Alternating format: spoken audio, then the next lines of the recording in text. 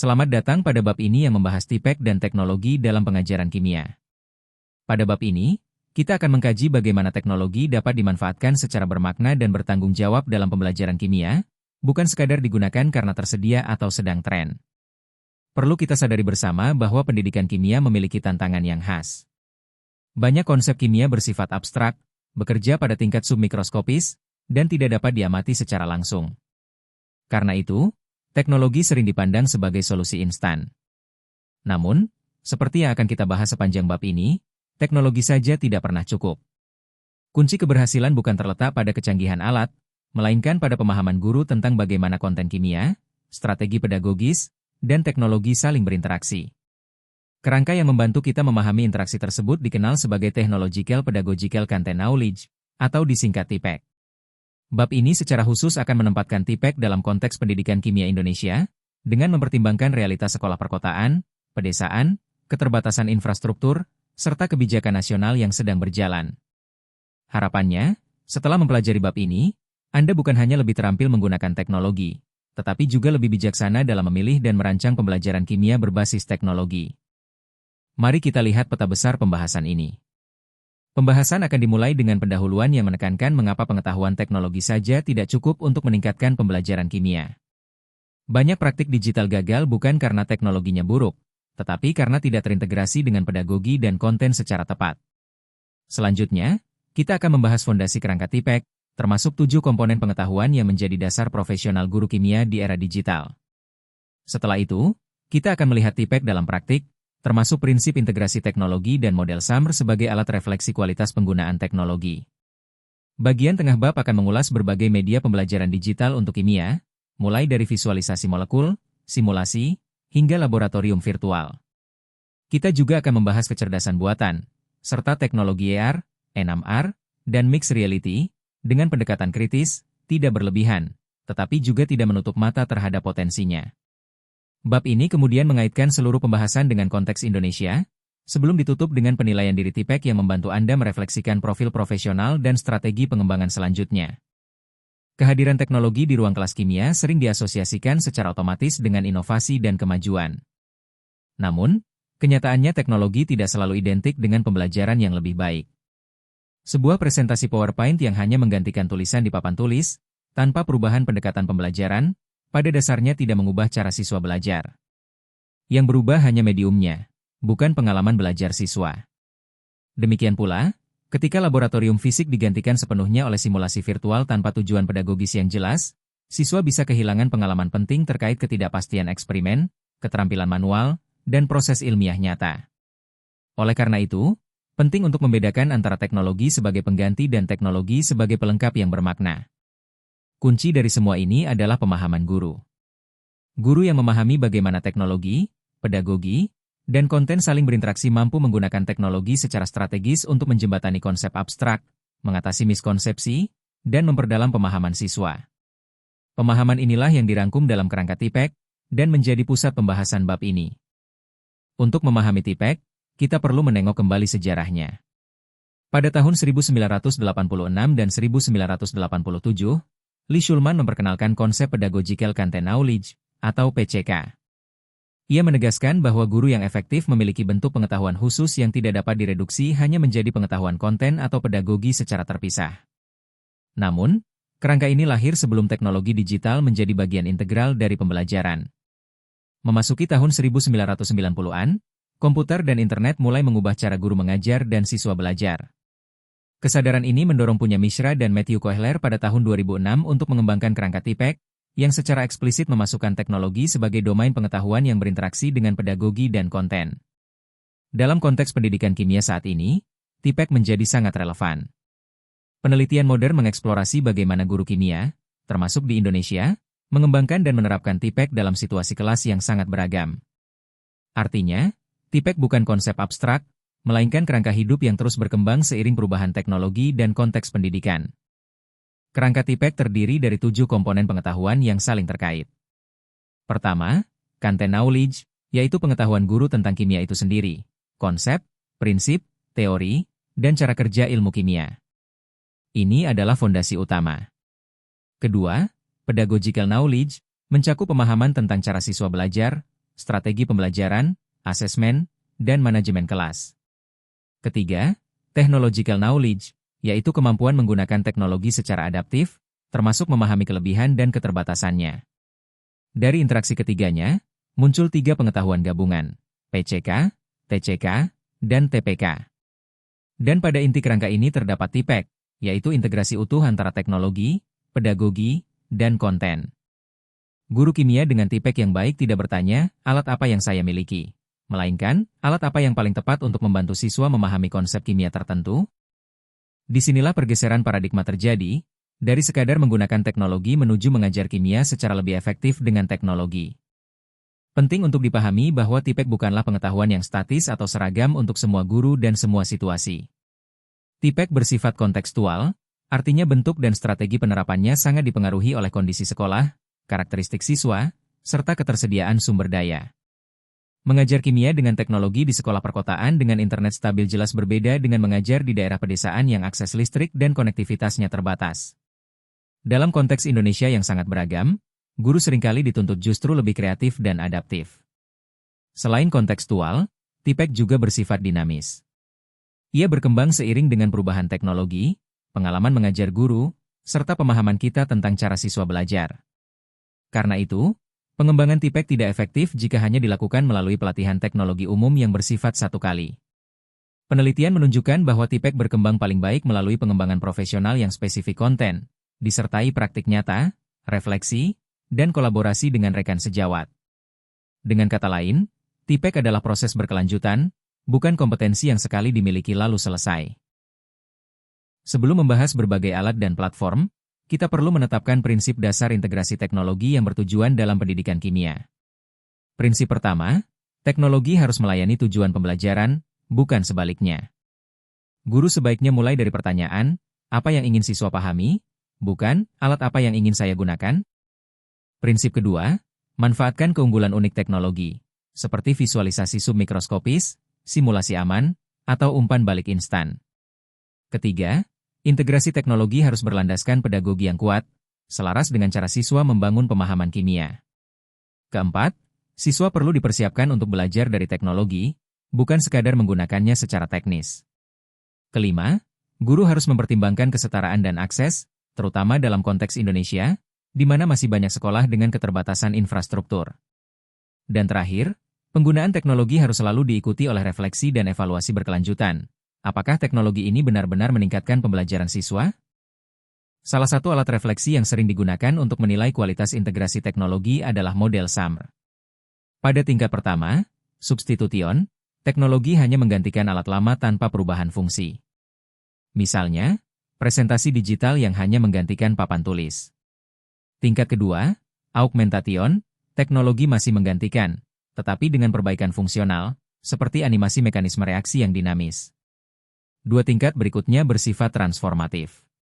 Pada modification, teknologi memungkinkan perancangan ulang tugas secara signifikan, misalnya siswa merancang eksperimen sendiri di laboratorium virtual. Pada tingkat tertinggi, redefinition, teknologi memungkinkan tugas yang sama sekali tidak mungkin dilakukan tanpa teknologi, seperti analisis data spektroskopi nyata dari basis data ilmiah. Namun, penting untuk diingat bahwa SAMR bukan tangga wajib yang harus selalu dinaiki. Tingkat integrasi terbaik selalu ditentukan oleh tujuan pembelajaran, konteks sekolah, dan kesiapan siswa, bukan oleh ambisi teknologi semata. Salah satu tantangan terbesar dalam pembelajaran kimia adalah membantu siswa memahami struktur molekul 3 dimensi, sementara representasi yang tersedia seringkali 2 dimensi dan simbolik.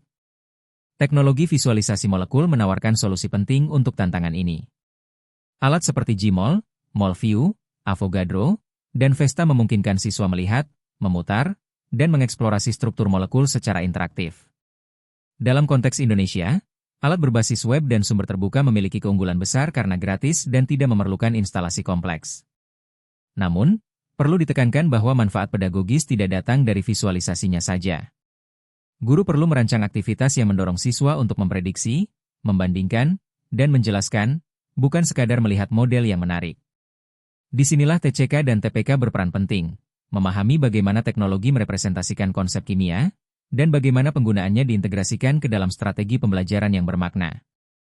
Simulasi interaktif menempati posisi penting dalam pendidikan kimia karena mampu membuat fenomena submikroskopis yang tidak terlihat menjadi dapat diamati. Salah satu platform paling terkenal adalah PHET Interactive Simulation, yang dikembangkan oleh University of Colorado Boulder.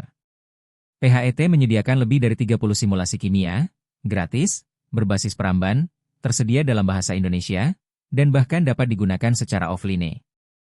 Simulasi PHET mencakup berbagai topik fundamental, mulai dari struktur atom, ikatan kimia, hingga laju reaksi dan asam basa. Namun, simulasi tidak boleh hanya ditampilkan. Agar bermakna, siswa perlu dilibatkan dalam inquiry aktif, seperti membuat prediksi, mengamati perubahan, dan menjelaskan hasilnya. Dengan pendekatan ini, simulasi berfungsi bukan sebagai hiburan digital, tetapi sebagai alat konseptual yang kuat untuk menjembatani representasi makroskopis, submikroskopis, dan simbolik dalam kimia. Laboratorium virtual menawarkan peluang yang signifikan bagi pendidikan kimia, terutama dalam konteks Indonesia. Melalui laboratorium virtual, siswa dapat melakukan eksperimen yang sulit atau bahkan tidak mungkin dilakukan di laboratorium sekolah, misalnya eksperimen dengan bahan berbahaya, instrumen presisi tinggi, atau prosedur yang memerlukan waktu lama. Laboratorium virtual juga menyediakan lingkungan yang aman bagi siswa untuk belajar dari kesalahan, tanpa risiko kecelakaan atau pemborosan bahan kimia. Namun, guru perlu memahami bahwa laboratorium virtual memiliki keterbatasan yang nyata.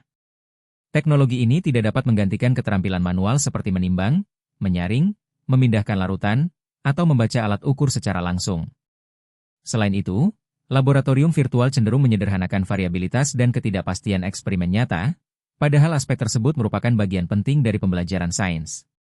Karena itu, pendekatan yang paling bijaksana adalah melihat laboratorium virtual dan laboratorium fisik sebagai saling melengkapi, bukan saling menggantikan. Asesmen formatif merupakan salah satu area di mana teknologi dapat memberikan dampak terbesar dengan usaha relatif kecil. Sistem respons siswa seperti Mentimeter, Poll Everywhere, atau Google Form memungkinkan guru memperoleh gambaran pemahaman siswa secara real-time selama pembelajaran berlangsung. Ketika jawaban siswa ditampilkan langsung, guru dapat mengidentifikasi miskonsepsi sebelum evaluasi sumatif dilakukan, dan menyesuaikan pembelajaran saat itu juga. Platform gamifikasi seperti Kahoot dan Quizizz meningkatkan keterlibatan siswa melalui kompetisi dan umpan balik instan, meskipun penggunaannya paling efektif untuk pengetahuan faktual dan prosedural. Selain itu, digital exit ticket di akhir pelajaran membantu guru memetakan kebutuhan dukungan lanjutan, terutama di kelas besar. Dengan perancangan yang tepat, alat asesmen digital membuat proses penilaian lebih efisien, informatif, dan responsif terhadap kebutuhan siswa. Kecerdasan buatan, atau AI, menjadi salah satu teknologi yang paling banyak dibicarakan dalam pendidikan saat ini. Dalam konteks pendidikan kimia, AI mencakup berbagai pendekatan, mulai dari machine learning untuk pembelajaran adaptif, natural language processing untuk penjelasan berbasis teks, hingga computer vision dan XPH system. Beberapa aplikasi AI sangat menjanjikan, seperti platform pembelajaran adaptif yang menyesuaikan latihan dengan kebutuhan masing-masing siswa, atau alat yang membantu guru memberikan umpan balik awal terhadap penjelasan tertulis siswa. AI juga dapat membantu guru menyintesis literatur terkini, atau menghasilkan contoh dan analogi yang relevan dengan konteks Indonesia. Namun, penting diingat bahwa AI bukan pengganti guru. Nilai pendidikan AI sangat bergantung pada bagaimana guru mengintegrasikannya secara pedagogis, bukan pada kecanggihannya semata. Di balik potensinya, penggunaan AI juga membawa risiko yang perlu disikapi secara kritis. Salah satunya adalah fenomena halusinasi AI, di mana sistem menghasilkan informasi yang terdengar meyakinkan tetapi tidak akurat. Dalam kimia, kesalahan seperti ini dapat memperkuat miskonsepsi yang berbahaya. Isu lain adalah integritas akademik. Jika tidak dirancang dengan hati-hati, AI dapat digunakan untuk mengerjakan tugas tanpa pemahaman yang sebenarnya.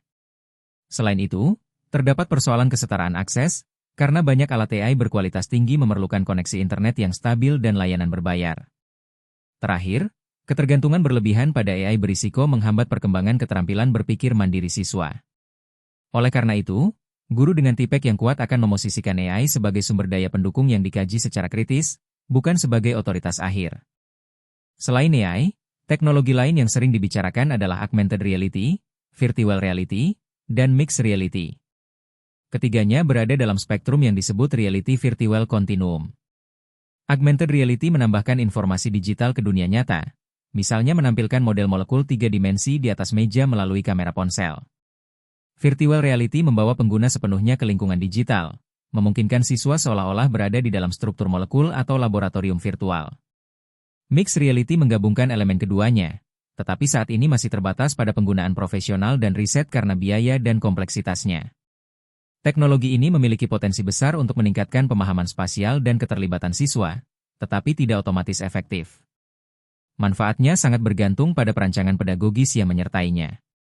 Seperti teknologi lain, AR dan N6R harus digunakan secara selektif, kontekstual, dan selaras dengan tujuan pembelajaran kimia. Teknologi AR dan N6R menawarkan sejumlah potensi unik dalam pembelajaran kimia. Salah satu keunggulan terbesarnya adalah membantu siswa membangun pemahaman spasial struktur molekul 3 dimensi, yang seringkali sulit dicapai melalui gambar 2 dimensi di buku teks. Melalui AR, siswa dapat mengamati model molekul seolah-olah berada di ruang nyata, sementara N6R memungkinkan eksplorasi submikroskopis yang imersif, seakan siswa masuk ke dalam molekul. Teknologi ini juga memungkinkan eksplorasi aman terhadap lingkungan kimia yang berbahaya dan dapat meningkatkan motivasi serta keterlibatan siswa. Namun, terdapat hambatan praktis yang signifikan untuk adopsi luas di Indonesia, terutama biaya perangkat keras N6R yang tinggi, keterbatasan konten kimia berkualitas dalam bahasa Indonesia, serta isu kenyamanan seperti motion sickness. Selain itu, bukti penelitian terkait efektivitas AR dan N6R masih belum sekuat teknologi yang lebih mapan seperti simulasi interaktif. Oleh karena itu, penggunaannya perlu dilakukan secara selektif dan realistis. Slide ini menunjukkan contoh konkret bagaimana TIPEK bekerja dalam praktik pada topik geometri molekul. Pembelajaran dimulai dengan aktivasi pengetahuan awal, di mana siswa memprediksi geometri molekul berdasarkan struktur Lewis dan mendiskusikannya secara berpasangan. Selanjutnya, siswa menggunakan simulasi PHET molecular shapes untuk menguji prediksi tersebut, memanipulasi pasangan elektron bebas dan pasangan ikatan secara langsung. Pada tahap ini, teknologi berfungsi pada tingkat augmentation dalam model SMR. Untuk memperkuat pemahaman spasial, siswa kemudian menggunakan aplikasi AR di ponsel untuk mengamati model molekul yang sama dalam ruang 3 dimensi. Pembelajaran ditutup dengan diskusi kelas yang berfokus pada pemaknaan konsep, serta aplikasi konsep pada molekul baru yang dikaitkan dengan polaritas dan sifat fisik. Contoh ini menegaskan bahwa teknologi paling efektif ketika diintegrasikan secara berurutan, terarah, dan berlandaskan pemahaman pedagogis serta konten kimia. Internet menyediakan akses yang luas terhadap berbagai sumber pembelajaran kimia berkualitas. Di Indonesia, platform nasional seperti Rumah Belajar dan Ruang GTK atau Platform Merdeka Mengajar menjadi sumber penting yang selaras dengan kurikulum Merdeka dan mudah diakses oleh guru. Selain itu, learning management system seperti Google Classroom, Moodle, dan Canvas memungkinkan guru mengorganisasi materi, memberikan tugas, mengelola asesmen, dan memantau perkembangan siswa. Pemanfaatan LMS yang efektif tidak hanya memerlukan pengetahuan teknologis, tetapi juga pemahaman pedagogis dalam merancang alur pembelajaran yang bermakna. Sumber global seperti Han Academy, OpenStax, PubChem, dan NIST Webbook juga dapat memperkaya pembelajaran, baik bagi siswa maupun untuk pengembangan profesional guru. Kuncinya adalah seleksi dan integrasi yang cermat, bukan sekadar mengumpulkan sebanyak mungkin sumber digital. Selain media visual dan simulasi, teknologi juga berperan penting dalam pengumpulan dan analisis data laboratorium. Probewara atau sensor digital memungkinkan pengukuran suhu, pH, konduktivitas, atau cahaya secara real-time, sehingga siswa dapat langsung menghubungkan perubahan data dengan fenomena kimia yang terjadi. Meskipun sistem premium seperti Vernier atau Pasco mungkin mahal, alternatif berbiaya lebih rendah seperti sensor berbasis Arduino atau aplikasi sensor ponsel menawarkan solusi yang lebih terjangkau. Teknologi spektroskopi sederhana dan mikroskopi digital juga membuka peluang bagi siswa untuk mengalami praktik kimia yang lebih autentik. Pemanfaatan teknologi ini memperkuat hubungan antara pengamatan eksperimen dan pemahaman konseptual, selama dirancang dengan tujuan pembelajaran yang jelas. Integrasi teknologi dalam pendidikan kimia Indonesia harus dipahami dalam konteks nasional yang kompleks dan beragam. Akses internet rumah tangga meningkat pesat dalam 1 dekade terakhir, namun ketimpangan antara wilayah perkotaan dan pedesaan masih sangat signifikan. Hanya sebagian sekolah pedesaan yang memiliki akses internet yang andal. Pemerintah melalui Kemendikbudristek telah meluncurkan berbagai inisiatif, seperti Kurikulum Merdeka, Rumah Belajar, Platform Merdeka Mengajar, serta program pengembangan kompetensi digital guru. Namun, keberhasilan integrasi teknologi tetap sangat bergantung pada keputusan pedagogis guru di tingkat kelas. Guru perlu memilih teknologi yang sesuai dengan kondisi nyata sekolah dan siswa, memprioritaskan alat yang fleksibel, dapat digunakan secara offline, dan selaras dengan tujuan pembelajaran kimia. Dengan pendekatan ini, teknologi menjadi alat pemberdayaan, bukan sumber beban baru dalam pembelajaran. Guru kimia di Indonesia bekerja dalam konteks sumber daya yang sangat beragam, dan TIPEK yang efektif justru terlihat dari kemampuan beradaptasi dengan kondisi nyata tersebut.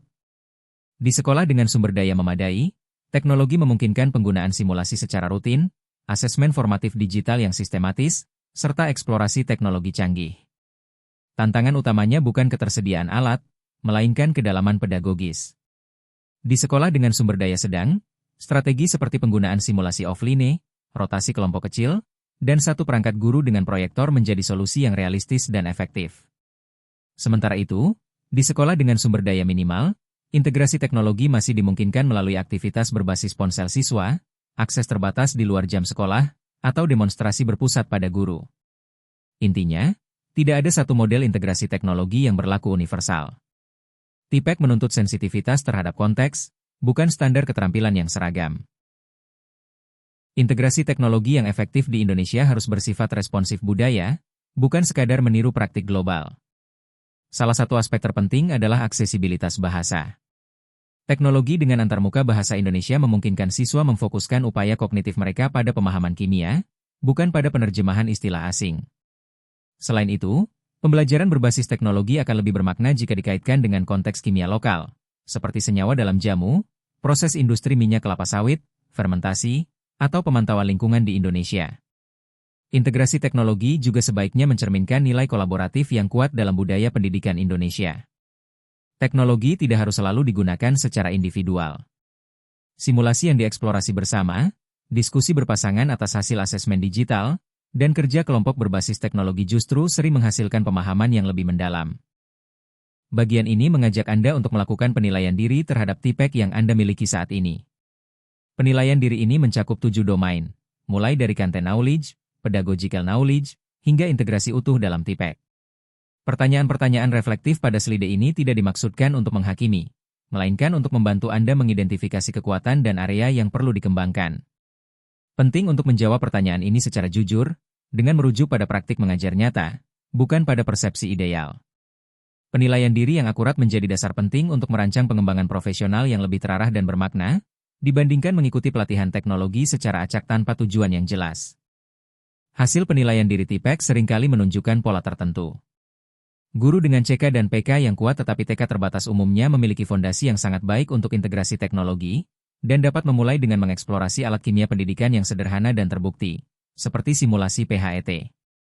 Sebaliknya, guru dengan TK yang kuat tetapi PCK dan TIPEK terbatas mungkin sering menggunakan teknologi, tetapi belum sepenuhnya untuk memperdalam pemahaman konseptual siswa. Ada pula guru yang kuat di hampir semua domain, tetapi menghadapi kesulitan pada topik kimia tertentu, yang memerlukan pengembangan profesional spesifik konten. Bagi guru pemula, pengembangan TIPEK adalah proses bertahap yang wajar. Eksperimen yang disertai refleksi dan dukungan menjadi kunci pertumbuhan profesional jangka panjang. Sebagai penutup, mari kita rangkum pesan utama pembahasan bab ini. Pertama, TIPEK adalah kerangka integratif yang menekankan bahwa pengajaran kimia berbasis teknologi memerlukan pemahaman tentang bagaimana teknologi, pedagogi, dan konten saling berinteraksi. Kedua, integrasi teknologi seharusnya selalu berangkat dari tujuan pembelajaran, bukan dari ketersediaan atau tren alat. Ketiga, dalam konteks Indonesia, integrasi teknologi harus kontekstual, adil, dan responsif terhadap budaya serta sumber daya yang ada. Dan terakhir, pengembangan TIPEK bukan tujuan akhir, melainkan proses berkelanjutan yang melibatkan eksperimen, refleksi, dan kolaborasi profesional. Dengan pendekatan ini, teknologi tidak sekadar menghiasi pembelajaran kimia, tetapi benar-benar memperkuat pemahaman, makna, dan kualitas belajar siswa.